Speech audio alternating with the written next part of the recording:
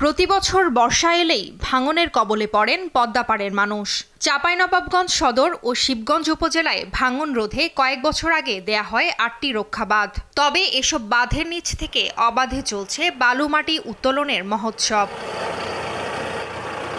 বালু উত্তোলনের কারণে ভেঙে যাচ্ছে নদীর পাড়।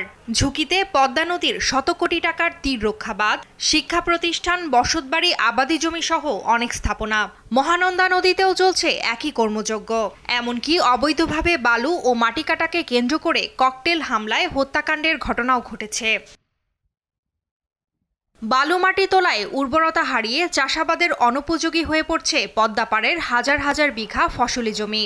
বাধা দিতে গেলেই স্থানীয়দের ওপর মামলা হামলা করে স্থানীয় জনপ্রতিনিধি ও রাজনৈতিক নেতাদের প্রভাবশালী সিন্ডিকেট। প্রশাসনকে ম্যানেজ করেই বালু মাটি উত্তোলন চলছে দাবি স্থানীয়দের। টাকা খেয়েছে, খেয়ে কাটাইছে, বালি হাঁটা দেয় না, রোড মোড কিছু থিবে না, ট্রাক্টর খুব রাস্তা খারাপ করে। আমাদের ফসলি জমি যেগুলো আছে সবগুলো নষ্ট হয়ে গেছে। এই যে খালগুলা করছে, এই খালগুলার কারণে আবার এই পদ্মা আবার সামনে চলে আসছে আমাদের।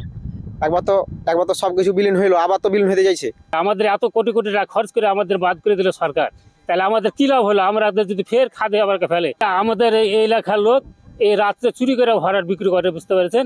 পরে ওপরকার লোক আছে, কিছু সরকারি লোক আছে, তাদের আইসা দেখা যায় যে একদিন বাধা দিল, বাধা দিলে কিছু টাকা পয়সা হয়তো দেয়, আবার রাত্রে আবার কাইটা উধাও করে দেখেন। কতগুলা জমি কিন্তু এই কারণে নষ্ট হয়ে যাচ্ছে।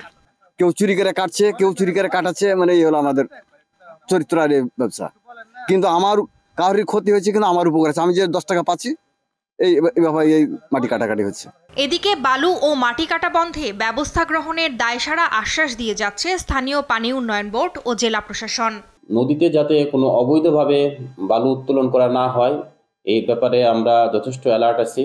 কোনো খোঁজ পেলে সাথে সাথে আমরা জেলা প্রশাসক মহোদয়কে অবহিত করছি এবং তাদের সাথে একসাথে সমন্বয় করে আমরা এই অবৈধ ড্রেজার সহ বালু উত্তোলন বন্ধের জন্য আমরা প্রয়োজনীয় ব্যবস্থা গ্রহণ করছি।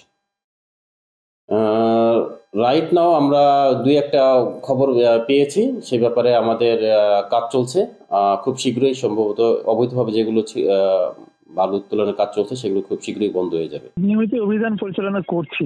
আমাদের প্রেসিডেন্ট সাহেব নিজেও যাচ্ছেন, আমরা খবর পেলেও যাই, এমনিতেও ওখানে আমাদের ভূমি অফিসের লোকজন তৎপর আছে। কিন্তু এই দুষ্টু চক্র নাকি রাতে রাতে এই কাজগুলি করে।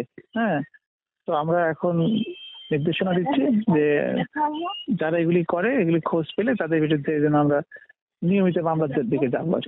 তাছাড়া থামানো যাচ্ছে না। 2023 সালে সদর উপজেলার নারায়ণপুর ইউনিয়নে অবৈধভাবে বালু মাটি কাটাকে কেন্দ্র করে দুই পক্ষের সংঘর্ষে ককটেল বিস্ফোরণে একজন নিহত হন।